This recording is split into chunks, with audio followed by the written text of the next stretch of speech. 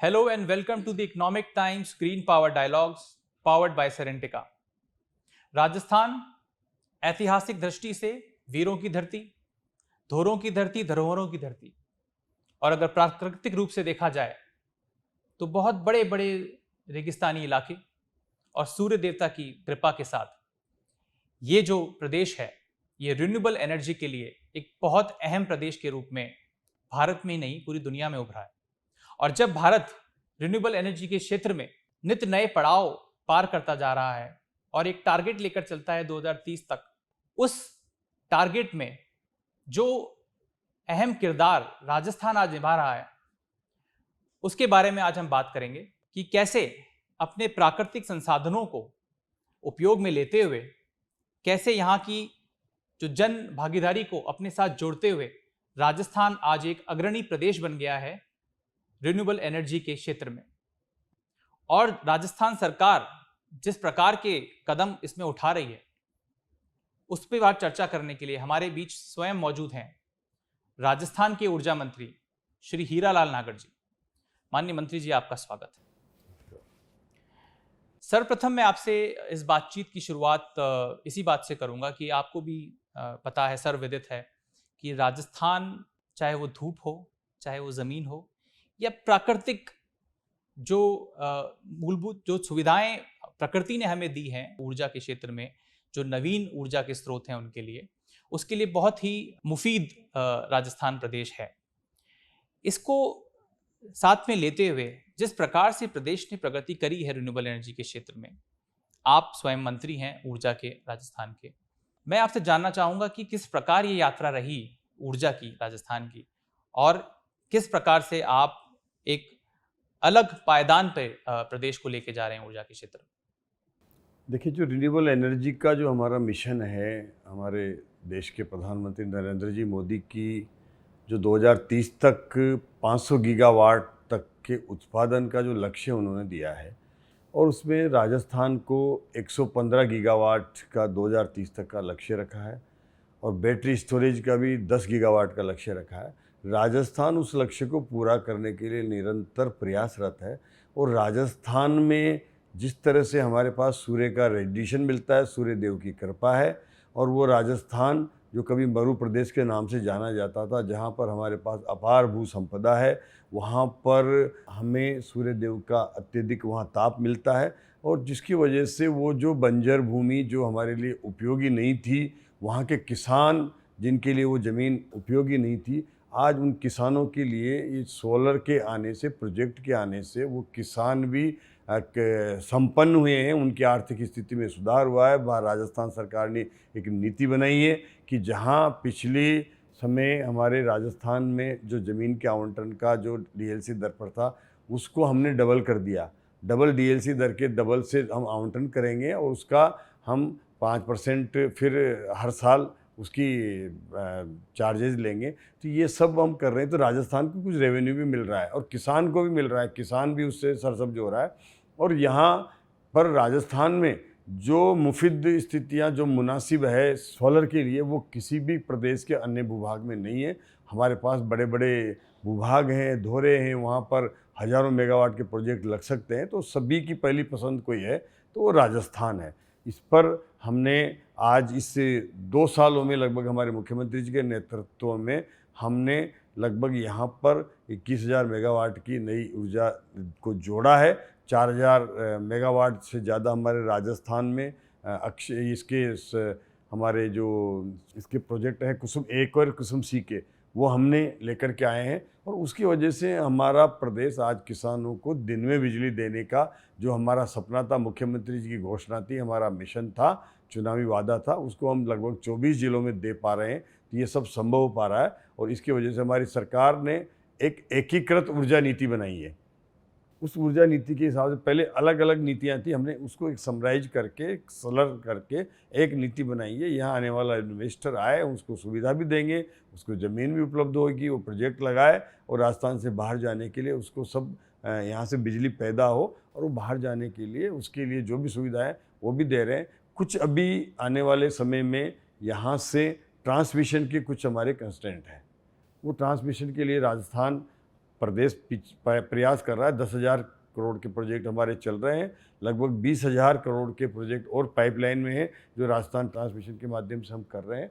और power grid भी इस पर और क्षमता बढ़ा रहा है, यहाँ पर नए ट्रांसमिशन के प्रोजेक्ट लेके आ रहा है, जिससे कनेक्टिविटी आने वाले भविष्य में मिलेगी, तो यहाँ से और पावर की एवोक्यूशन ज़्यादा बढ़ेगी। तो ये लेकर के आ रहे हैं, तो उससे यहाँ और अधिक इन्वेस्टमेंट आने की संभावना है, जिसके लिए हमारी सरकार और केंद्र सरकार मिलकर के काम कर रहे हैं। आपने बताया कि किस प्रकार ज़मीनों का आवंटन भी हो रहा है, जिसमें स्टेट को भी रेवेन्यू मिलता है और किसान भी थोड़ा सा एम्पावर्ड होता है इसमें। आपने ट्रांसमिशन और इवैक्यूएशन की समस्या पे भी ध्यान दिया और कैसे सरकार इससे निपटने का भी काम कर रही है। नीतियाँ बनाना सरकार का सबसे अहम काम है, सरकारें ये करती भी हैं। उन नीतियों को ज़मीन पर इम्प्लीमेंट करवाना, ये अपने आप में भी एक चैलेंज होता है, उसमें कई प्रकार के चैलेंजेस आते हैं। तो मैं आपसे समझना चाहूँगा माननीय मंत्री जी की जो जैसे एकीकृत ऊर्जा की नीति आपने बनाई और विभिन्न प्रकार की इवन रिप्स जैसी पॉलिसी भी है जो कि इन्वेस्टर्स को काफ़ी यहाँ पे प्रभावित करती है और अट्रैक्ट करती है आने के लिए। मैं आपसे जानना चाहूँगा कि नीतियों को धरातल पर मजबूती से उनका क्रियान्वयन करना, उसके लिए सरकार कितनी संवेदनशील है और क्या कार्य किया जा रहा है? देखिए, हमारे मुख्यमंत्री जी निरंतर हमारी पॉलिसीज़ का रिव्यू करते हैं, निरंतर उनको क्रियान्वित के लिए एक टास्क देते हैं अधिकारियों को, और उसके आधार पर फिर वापस उसको रिव्यू करते हैं कि उससे क्या प्रगति हुई, और उसके आधार पर अधिकारी भी उन पॉलिसीज़ को क्रियान्वित करने के लिए निरंतर प्रयास करते हैं। और उसका मैं उदाहरण बताऊं कि राजस्थान में जब हमने 2 साल, सवा 2 साल हुए हैं सरकार संभाली थी, तब बिजली का यहाँ भारी संकट था। इन 2 सालों में हमने प्रयास किया, हमारे मुख्यमंत्री जी ने केंद्र से संपर्क किया, हमने केंद्रीय पूल से कुछ अतिरिक्त बिजली ली और उसको यहाँ लोगों को दिया, तो उसकी वजह से, और हमने कुछ हमारे सिस्टम को इम्प्रूव किया, चाहे वो हमारे जनरेशन के प्लांट हो, चाहे वो हमारे जीएसएस हों, और वो उसका धरातल पर एक इम्पैक्ट आया कि हम इन 2 सालों में लगभग 57 नए जीएसएस ट्रांसमिशन के बना करके और जोड़ चुके हैं, जबकि पिछले 5 सालों में केवल 44 नए जीएसएस बने थे। हमने 2 साल में 57 जीएसएस बना करके और जोड़ दिए। तो इससे हमारा पावर का एवोक्यूशन बढ़ा है। हमारे पास बिजली तो थी, या बिजली तो हम कहीं से ला सकते हैं, लेकिन हमारे पास ट्रांसमिशन सिस्टम ही नहीं होगा तो उस बिजली को पावर एवोक्यूशन नहीं कर पाएंगे, तो उपभोक्ता तक पहुंचाना एक चैलेंज था, उसको हमने कम किया है और उसको और हम बढ़ा रहे हैं। अब हम निरंतर मॉनिटरिंग कर रहे हैं। अभी हमारा 10,000 करोड़ के प्रोजेक्ट ट्रांसमिशन के चल रहे हैं, जिसमें हम 57 तो कनेक्ट कर चुके हैं, लगभग 170 और नए जीएसएस बनने की प्रक्रिया में है, और हमारा 20,000 करोड़ का एक और प्रोजेक्ट है, जिससे कि हम पश्चिमी राजस्थान से उस पावर को जो सोलर से बनती है 765 मेगावाट के, और पूरा एक कॉरिडोर बना रहे हैं, उससे भी हम पावर लेकर के आएंगे। तो हमारा पूर्वी राजस्थान का पूरा क्षेत्र वहाँ देंगे, भिवाड़ी का क्षेत्र है, वहाँ पर इंडस्ट्री आ रही है, उसको देंगे। तो ये सब चीज़ें हम कर रहे हैं और हम आगे आने वाली भविष्य की योजनाओं को लेकर के चल रहे हैं, ताकि राजस्थान में औद्योगिकरण का एक माहौल बने। और उसके लिए हमारी सरकार ने जो नीति बनाई, उसमें एक हमने इंडस्ट्री को 200% वो सोलर लगा सकता है अपनी कनेक्टिंग लोड का, और उसके साथ उसको 25% बेस लगाना पड़ेगा, जिससे उसको सस्ती बिजली मिलेगी। यहाँ राजस्थान में आने वाले उद्योग को ये रहती है कि मुझे बिजली की दरें कम करें, तो उसके लिए हमने ये सहूलियत दी है कि वो अपनी कनेक्टिंग जो उसका लोड है उसका 200% सोलर लगाए, 25% बैटरी लगाए, और उससे उसका काफ़ी बिजली का खर्चा, ऐसे कई उद्योग हैं जिनका रॉ मटेरियल बिजली होता है, तो उनको काफ़ी कम करने में इससे सुविधा मिलेगी। तो ये हम लेकर के आए हैं। और इसके साथ साथ हमने कई ऐसे जो हाउसिंग प्रोजेक्ट हैं, घर हैं, तो उनको हमने ये सुविधा दी है कि वो भी अब एनएम जीएम के माध्यम से अब अपना सोलर कहीं दूसरी जगह लगा सकते हैं जिसके छत नहीं है, वो वहाँ से लगा करके उससे पावर ले सकते हैं। तो वो भी एक सुविधा दी है, जिससे कि वो एक अन्य जगह पे सोलर लगाए जिसके पास खुद की छत नहीं है, या फ्लैट में रहने वाला है तो वो नहीं है, या कोई प्रोजेक्ट है तो उसका भी लाभ दिया है। तो ऐसी कई योजनाएं बनाई है जिससे कि आम उपभोक्ता को लाभ भी मिल रहा है। और सोलर की मैं आपको बताना चाहूँगा कि हम अभी सोलर के उत्पादन में तो सबसे पूरे देश में नंबर 1 है ही सही, लेकिन हमारा जो ये कुसुम ए और कुसुम सी है, इसमें भी हमारा बेहतर जो उत्पादन हुआ है, और जिसकी वजह से कुसुम ए में हम पूरे देश में नंबर 1 है। तो वो भी एक हमारा प्रयास है, जहाँ पूरे पिछले 5 सालों में केवल 93 मेगावाट की क्षमता जोड़ पाए थे 5 साल में। वहाँ हमने 2 साल में 4000 मेगावाट की क्षमता हमारे कुसुम ए, कुसुम सी और इनके माध्यम से जोड़ी है, जो प्रदेश को आज पर्याप्त बिजली उससे मिल पा रही है। किसानों को 24 घंटे, किसानों को दिन में 24 जिलों को दिन में बिजली दे पा रहे हैं। किसानों की भागीदारी हुई, जन भागीदारी हुई, आई थिंक ये महत्वपूर्ण रोल अदा कर रहे हैं आपके इस ऊर्जा क्षेत्र में प्रदेश के आगे बढ़ने में। एक बहुत बड़ा विषय है ऊर्जा सुरक्षा। प्रदेशों को ऊर्जा सुरक्षा के लिए भी हमेशा जूझना पड़ता है कि प्रदेश में और उसी वक्त आपको नवीन ऊर्जा स्रोतों पे, नवीनीकरणीय ऊर्जा, रिन्यूएबल एनर्जी पे भी कार्य करना पड़ता है। तो कैसे ऊर्जा सुरक्षा को भी ध्यान में रखना और नवीन ऊर्जा स्रोतों पे भी काम करना, ये कितना चैलेंजिंग होता है?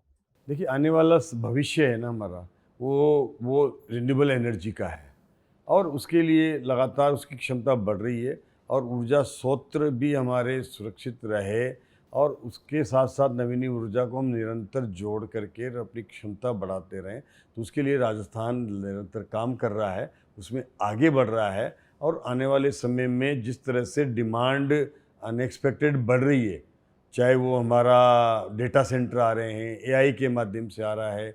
आज हम देख रहे हैं कि जिस तरह से अब जी ईरान इराक का युद्ध, अमेरिका का युद्ध हुआ, जिससे कि हमारी एनर्जी की जो ज़रूरत थी, चाहे वो गैस हो, चाहे वो पेट्रोलियम हो, उस पर जो आघात हुआ है, उस पर हमें सोचना पड़ेगा कि क्या हम इन बाहरी देशों पर निर्भर रह करके अपनी पेट्रोलियम की ज़रूरतों को ऐसे समय जब चुनौतीपूर्ण समय हो, तो उसके लिए हमें डाइवर्सिफिकेशन करना होगा। अब उसको हमें टोटल सिस्टम को हमारे देश के प्रधानमंत्री चाहेंगे, मैं समझता हूँ कि हमें ईवी पे आना होगा। हमारे जितने भी सिस्टम चल रहे हैं, अगर वो ईवी पे आएंगे तो डिमांड एनर्जी की और बढ़ेगी और वो बढ़ेगी तो उसके लिए निश्चित रूप से हमारे पास और क्षमता बढ़ाने की ज़रूरत पड़ेगी।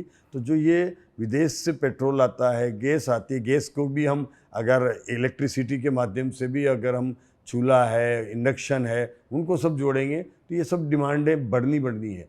तो आज हर चीज़ बिना इलेक्ट्रिसिटी के संभव नहीं है। तो उसके लिए निश्चित रूप से आज सबसे ज़्यादा अगर कोई डिमांडिंग कोई चीज़ है तो वो एनर्जी है, जिसकी बिना कुछ भी काम असंभव है।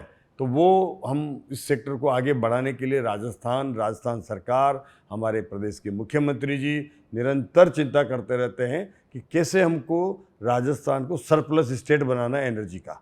और ये हमारे पास इस तरह की एक ज्योग्राफी भी है, हमारे पास सूर्य की कृपा है, अपार भूभाग है और हमें उसके लिए तैयारी करनी है। तो वो तैयारी हम कर रहे हैं ताकि यहाँ के हमारी राजस्थान की ज़रूरतों को तो हम पूरा करें ही सही, लेकिन राजस्थान के साथ साथ अन्य देश के भागों को भी, हम प्रदेशों को भी बिजली दे सकें। तभी जा कर के वो मोदी जी का जो सपना है कि 2047 में हमें विकसित राष्ट्र बनाना है, तो उसमें राजस्थान की बहुत बड़ी भूमिका एनर्जी के सेक्टर में रहने वाली है, जो यहाँ से उत्पादन होगा और देश के अन्य प्रदेशों में जाएगा।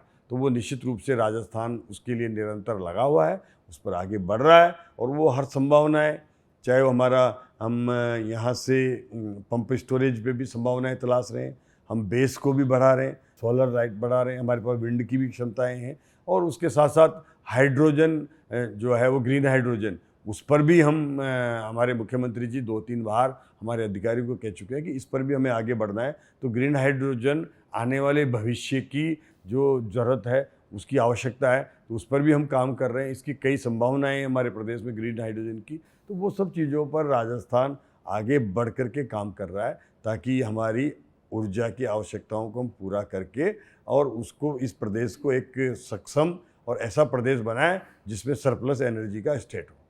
सर, आपने बात करी कि सरप्लस एनर्जी स्टेट राजस्थान बनना चाहता है और पूरा विश्व, भारत ही क्या, पूरा विश्व राजस्थान को देखता है जब नवीन ऊर्जा की बात होती है। पोटेंशियल हमारे स्टेट में है, राजस्थान में है।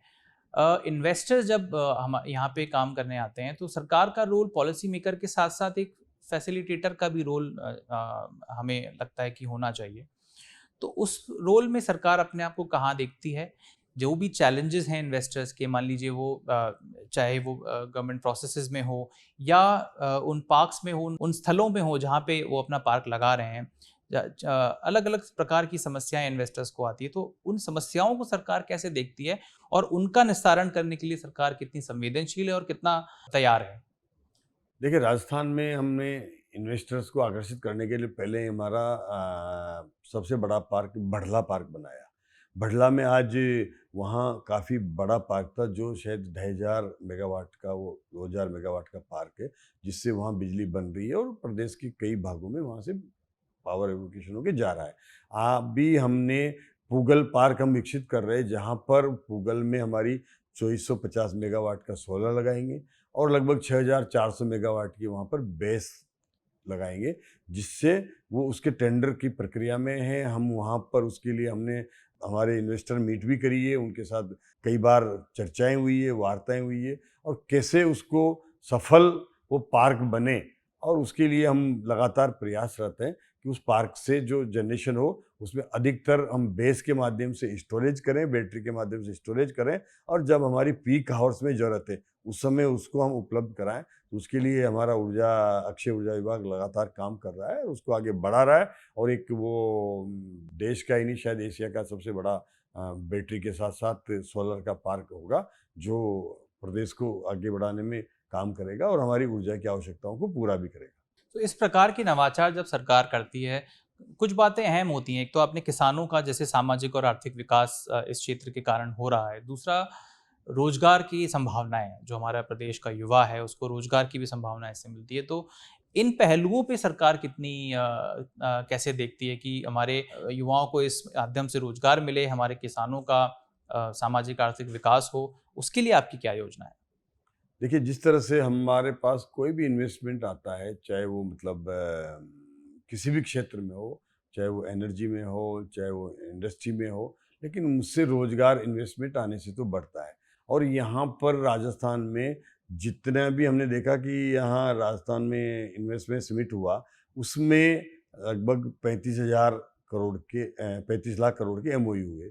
उन एमओयू में 28 लाख करोड़ के एमओयू केवल वो ऊर्जा सेक्टर के थे, एनर्जी सेक्टर के थे, और उसमें से भी 8,000 करोड़ के एमओयू धरातल पर उतरे हैं। उन 8,000 करोड़ के एमओयू में हमारे 6,000 करोड़ के एमओयू ऊर्जा सेक्टर के धरातल पर उतरे हैं, जिनको कि आगे बढ़ाने का काम हमारी सरकार ने किया है। उनको फैसिलाइज किया है, उनको सुविधाएं दी है, ज़मीनें दी है, और उनको काम आगे बढ़ाया है और अधिकारियों को निर्देश दिए। तो उसका एक ज़मीन पर धरातल पर इतना बड़ा जो इन्वेस्टमेंट समिट हो और उसमें इतना इन्वेस्टमेंट आए, ये मैंने अभी तक देखा नहीं। तो इतना निश्चित रूप से एक राजस्थान के प्रति लोगों में एक उत्साह भी है, और यहाँ पर हमारी सरकार उनको निरंतर वो सब सुविधाएं देने के लिए तैयार है, जिसके लिए वो राजस्थान आए। और उसके लिए हमारे इन्वेस्टर ही नहीं, हमने हमारे जो राजस्थानी भाई हैं, हमारे जो प्रवासी भाई हैं, उनके लिए भी एक विशेष सत्र लगाया था, जिसमें कि वो राजस्थान के वो प्रवासी जो यहाँ कभी उनको आर्थिक रूप से रोजगार के अवसर नहीं थे, तब वो देश के विभिन्न भागों में गए और वहाँ उन्होंने अपने कर्मठता के आधार पर, अपनी मेहनत के आधार पर वो वहाँ वो मुकाम बनाया, जो वो देश के बड़े बड़े उद्योगपति बन गए। अब वो उन प्रदेशों में अपना इन्वेस्टमेंट कर रहे हैं, वहाँ पर वो इंडस्ट्रियाँ चला रहे हैं, लाखों लोगों को रोजगार दे रहे हैं, और उनको राजस्थान की माटी से वो जुड़े हुए हैं। हर साल वो अपने गांव आते हैं, अपने प्रदेश आते हैं, और उनको भी विशेषकर आमंत्रित करके इस बार हमने प्रवासी राजस्थान दिवस पर मना करके उनको यहाँ बुलाया है। तो वो भी इन्वेस्टमेंट राजस्थान के लिए आए, राजस्थान में करें, उनको भी आमंत्रित किया है, ताकि राजस्थान में अब उनकी ज़रूरत है। पहले इंडस्ट्री की उतनी ज़रूरत नहीं थी, यहाँ पर उतना माहौल नहीं था, अब ज़रूरत है, आवश्यकताएं हैं। तो अब वो यहाँ आकर के उन प्रदेशों के साथ साथ राजस्थान में भी, अपनी माटी में भी वो इन्वेस्ट करें, ताकि राजस्थान को भी एक अच्छा औद्योगिक राज्य बनने का अवसर हमारे प्रवासी राजस्थानी के माध्यम से मिले। उनको भी हम यहाँ आमंत्रित कर रहे हैं। एक ऊर्जा मंत्री के रूप में सर, आप क्या चुनौतियां देखते हैं अपने सामने कि आने वाले वर्षों में, और उनसे निपटने के लिए आपकी क्या तैयारियां हैं, और भविष्य में आपके क्या प्लान हैं? देखिए, हमारी सबसे बड़ी चुनौती है कि हमारे यहाँ जो भी उद्योग आते हैं उनको हम अच्छी ऊर्जा सुलभ कराएं, क्वालिटी की बिजली भी दें, और 24 घंटा उपलब्धता भी रहे, और उसके साथ साथ उनकी दरों में भी हम कोई इस तरह से वो करें कि कहीं न कहीं उनको न्यायोचित दर पे, अच्छी दर पे बिजली मिले। इसके लिए हमारा प्रदेश प्रयास कर रहा है, हमारा विभाग प्रयास कर रहा है कि हम बिजली की दरों को कैसे कम करें। उस पर हमने सफलता भी हासिल की। इन 2 सालों में हमने हमारी परचेज की जो रेट दर है, उसमें लगभग 23 पैसे की कमी हम लेकर के आए हैं। एक 23 पैसा बहुत बड़ा होता है बिजली सेक्टर का। हम और अधिक ऐसी परियोजनाएं ला रहे हैं जिससे कि हमारी परचेजिंग की रेट है वो कम आए, और जब वो कम आएगी, हमारा विभाग आज जब हमने संभाला था तब ये काफ़ी कर्ज में डूबा हुआ था, उसको हम उभारने की कोशिश कर रहे हैं। हमारे डिस्कॉम के माध्यम से इसके जो लॉसेज हैं वो कम करने का प्रयास कर रहे हैं। तो आज हमारा अजमेर डिस्कॉम आप ले लीजिए, लगभग 8% लॉस पर ले आके आ गए हम, जो कि कभी 15-16% हुआ करता था। जो जयपुर डिस्कॉम है उसका हम 11% पर लेकर के आ गए, जो भी 18-20% होता था। और 22-23% का जो जोधपुर डिस्कॉम का लॉसेज था उसको भी हम 18% पर लेकर के आए, उसको 15% पर ले के नीचे लाने पर हम प्रयासरत हैं। तो ये सब लॉसेज कम होंगे, हमारी पावर की परचेज रेट कम होगी, तो हम आने वाले समय में हमारे उद्योगों को बेहतर बिजली कम दामों पर उपलब्ध करा पाएंगे, और उसका निश्चित रूप से उसको इन्वेस्टर को हम यहाँ आकर्षित कर पाएंगे।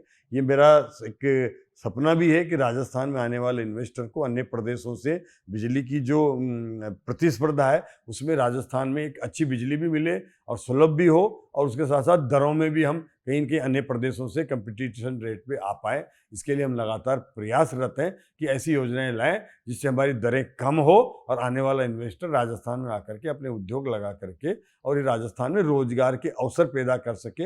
इसके लिए मुख्यमंत्री जी लगातार प्रयासरत हैं। हमारा विभाग मुख्यमंत्री जी के निर्देश पर निरंतर काम कर रहा है, और मैं समझता हूँ आने वाले इस 3 साल में हम वो स्थितियाँ ले आ करके आएंगे कि राजस्थान के प्रति हमारे उद्योगों का, उद्योगपतियों का, इन्वेस्टर का आकर्षण का केंद्र बने। यहाँ पर डेटा सेंटर आए, एआई के सेंटर आए, यहाँ पर बिजली की जो बड़ी बड़ी ऐसी कंजम्पशन के जो है वो यहाँ पर आवें, ताकि हम उनके लिए सही एक वातावरण तैयार करके और उनको सुविधाएं दे सकें। कई चैलेंजेस होते हैं पर्यावरण से जुड़े हुए, चाहे लॉ एंड ऑर्डर से जुड़े हुए। आप किस प्रकार जन भागीदारी को बढ़ाएंगे ऐसी चुनौतियों से निपटने के लिए? देखिए, जन भागीदारी की जो के माध्यम से हम पर्यावरण की चुनौतियाँ होती है, लेकिन उन चुनौतियों के साथ साथ विकास भी हमें आवश्यक है, और उन पर्यावरण की जो ही कहीं भी समस्याएं होती है वो भी पर्यावरण भी हमारे लिए आवश्यक है। लेकिन अगर हम ये देखें कि आज का युग में अगर हम रिन्यूएबल एनर्जी को लेकर के आते हैं, रिन्यूएबल एनर्जी के प्रोजेक्ट हम लेकर के आते हैं, और कोई जैसे आप उदाहरण के लिए मैं आपको बताना चाहूँगा कि हमारे पंप स्टोरेज है। पंप स्टोरेज अधिकतर लगेगा तो वो लगेगा पहाड़ी के ऊपर। नेचुरली जहाँ पर पहाड़ होगा उसको पूरा एरिया मिलेगा, क्षेत्र मिलेगा, और उसको नीचे तलहटी में पानी भी मिले, और उस पानी को हम दिन में सोलर की लाइट लेकर के और ऊपर चढ़ाएंगे, पंपिंग करेंगे। रात को वही पंप, वही टरबाइन जब हमें ज़रूरत होगी उस बिजली की, तब वो वहाँ पहाड़ी से जो स्टोरेज बनेगा वो पानी वापस छोड़ेगा, और तो रात को बिजली पैदा करेगा और दिन में वो पंपिंग करेगा। तो वो एक एक ऐसी, तो वो वहाँ पर क्या होता है कि अधिकतर मैंने देखा है कि वहाँ या तो वन क्षेत्र आ जाता है। कई हमारे ऐसी साइटें हैं जहाँ पर वन क्षेत्र होने से वो पंप स्टोरेज धरातल पर नहीं उतर रहे हैं। तो या तो हमें पंप स्टोरेज नहीं करना तो फिर थर्मल लगाना पड़ेगा। थर्मल लगाना है तो फिर कार्बन उत्सर्जन होगा। वो कई उन जो वहाँ पर जितने भी पेड़ लगाए वो पेड़ कटिंग होगी, लेकिन उसकी भरपाई हम अन्य जगह पर पेड़ लगा करके कर सकते हैं। लेकिन जो कार्बन उत्सर्जन हम थर्मल चला करके और जो प्रदूषण पैदा कर रहे हैं उसकी कोई रेमेडी नहीं है। वो तभी है तब हम थर्मल को कम करें, और थर्मल को कम करने की आवश्यकता हो कि ऐसे प्रोजेक्ट लगे जो एटॉमिक एनर्जी के हो सकते हैं, जो पंप स्टोरेज हो सकते हैं, जो रिन्यूएबल एनर्जी के हो सकते हैं। तो उस पर कहीं न कहीं हमें जाना पड़ेगा, और वो जाने के लिए हमें ये देखना पड़ेगा कि उससे हम कितनी कार्बन उत्सर्जन कम कर पा रहे हैं, और हम हमारे उन जंगलों को भी बचाएं, सुविधा भी दें, और ऐसे कोई ज़रूरी देश के लिए प्रोजेक्ट है उनको भी लेकर के आए, तो दोनों का एक समावेश ऐसा हो कि जिससे हमारी आवश्यकताओं की पूर्ति भी हो और वो कहीं न कहीं पर्यावरण को भी नुकसान ना पहुंचाए। इसके लिए हमें एक तालमेल के साथ काम करने की आवश्यकता भी है, और आज की ज़रूरत भी है इस विकास के पहिए को आगे बढ़ाना है। सर, जिस प्रकार से आप एक तालमेल बनाते हुए, संतुलन बनाते हुए आगे बढ़ रहे हैं और प्रदेश को प्रगति की ओर ले जा रहे हैं, अंत में मैं आपसे गुजारिश करूंगा कि इस इंटरव्यू के माध्यम से आप क्या संदेश देना चाहेंगे विश्व भर में, चाहे वो इन्वेस्टर्स हों, आम जनता हो, किसान हो, या फिर जो भी राजस्थान की ओर देखता है, राजस्थान से आपका क्या संदेश होगा? देखिए, मेरा राजस्थान के सभी वासियों से ये संदेश है कि हम इन 2.25 सालों में राजस्थान को किसी भी तरह की कोई भी लोड सेटिंग नहीं कर रहे हैं। जबकि हमने सरकार संभाली थी तब लोड सेटिंग बड़ी मात्रा में होता था, उसको हमने बंद किया है। अब हमारा दूसरा ये प्रयास है कि हम बिना किसी ट्रिपिंग के लाइट दें। उसके लिए हम हमारे ट्रांसमिशन सिस्टम को बढ़ा रहे हैं। उसके साथ-साथ हम हमारे जो वितरण तंत्र है, डिस्कॉम है, वहाँ पर हम एग्रीकल्चर को अलग कर रहे हैं, डोमेस्टिक को अलग कर रहे हैं, आरडीसीएस के माध्यम से प्रोजेक्ट बना करके, ताकि उपभोक्ता को 24 घंटे लाइट चाहिए तो 24 घंटे उसको नॉन ट्रिपिंग लाइट मिले। अगर कृषि के उपभोक्ता को 6 घंटे लाइट चाहिए तो बिना किसी ट्रिपिंग के लाइट मिले, तो इसलिए अलग-अलग फीडर सेग्रीगेशन कर रहे हैं। उनके हम जीएसएस बढ़ा रहे हैं। वहाँ पर जहाँ पर ज़्यादा लोड है वहाँ पर नए ट्रांसफार्मर लगा रहे हैं। हज़ारों की संख्या में, लाखों की संख्या में हम ट्रांसफ़र बढ़ा रहे हैं। हमारा लगभग 450 से ज़्यादा इस 2 सालों में हम नए 33 केवी के जीएसएस बना चुके हैं। तो ये सब इस व्यवस्था को ठीक करने का काम कर रहे हैं। तो मेरा ये संदेश है कि हम इस जो हमारी लचर व्यवस्था थी, डिस्कॉम से लेकर के हमारी बिजली तंत्र की, उसको ठीक करने का काम कर रहे हैं। आम जन को भी इस बात की प्रति अवेयर होना चाहिए कि हम बिजली का कनेक्शन लेकर के उसकी छीजत ना करें, बिजली का अपव्यय ना करें, बिजली की चोरी ना करें, जिससे कि सब उपभोक्ताओं को पर्याप्त बिजली मिल सके और उसका एक संदेश जाए कि हम प्रदेश में बढ़िया बिजली दें। तो वो तभी संभव होगा तब हम सब मिल कर के और इस बिजली विभाग को एक सही बिजली देने के लिए सक्षम बनाएं। और सक्षम तभी बनेगा जब हम सब लोग बिजली का कनेक्शन करके एक ऐसे एनर्जी एफिशिएंट इक्विपमेंट भी लगाएं जिससे कि एनर्जी की जो अनुपयोगी खर्चा होता है उसको हम कम कर सकें।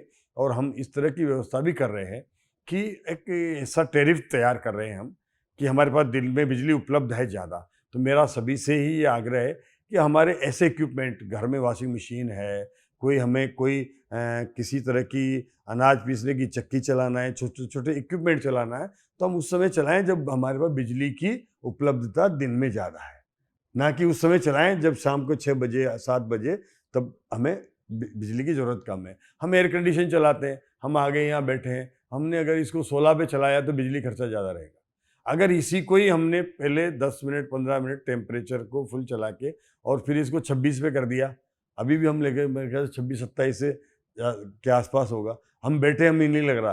तो ये कंजम्पशन कम हो रहा है और इसी को हम अगर 20-22 पे लेकर के आ जाएंगे तो कंजम्पशन बढ़ जाएगा। लोगों को ये पता नहीं है, उनका बिल बढ़ता है। वो क्यों बढ़ता है? क्योंकि वो फास्ट एसी चला रहे हैं, इक्विपमेंट चला रहे हैं, तो वो बिल बढ़ाने का कारण है, तब कि वो बिल कम करना चाहें। और हम अब टैरिफ में ही इसको शामिल कर रहे हैं कि हम बड़ी इंडस्ट्रीज ये हो रहे, डे टाइम पे वो इस हर घंटे की, हर 15 मिनट की एक टैरिफ सेट करेंगे, उस समय आपको इतना डिस्काउंट मिलेगा। जब रात के समय बिजली की डिमांड ज़्यादा है, जब आपको अतिरिक्त शुल्क देना होगा ताकि लोग उस समय बिजली का उपयोग करें जब हमारे पास उपलब्धता ज़्यादा है। इसलिए इसको बैलेंस करने का काम हम टैरिफ में कर रहे हैं ताकि लोगों को ये लगे कि मुझे जब ज़्यादा बिजली की आवश्यकता है तो उस समय लूँ जब मुझे कुछ कम दर पर मिल रही है, और उस समय नहीं लूँ जब ज़्यादा दर होगी। तो उससे भी इस बिजली को हमें व्यवस्थित करने में, बैलेंस करने में को लाभ मिलेगा और उसका हम उपभोक्ता को लाभ भी होगा। तो ये मेरा है कि नए-नए हम चीज़ों को लेकर के आ रहे हैं, उसका उपयोग आदमी को करना चाहिए, उस पर चलना चाहिए।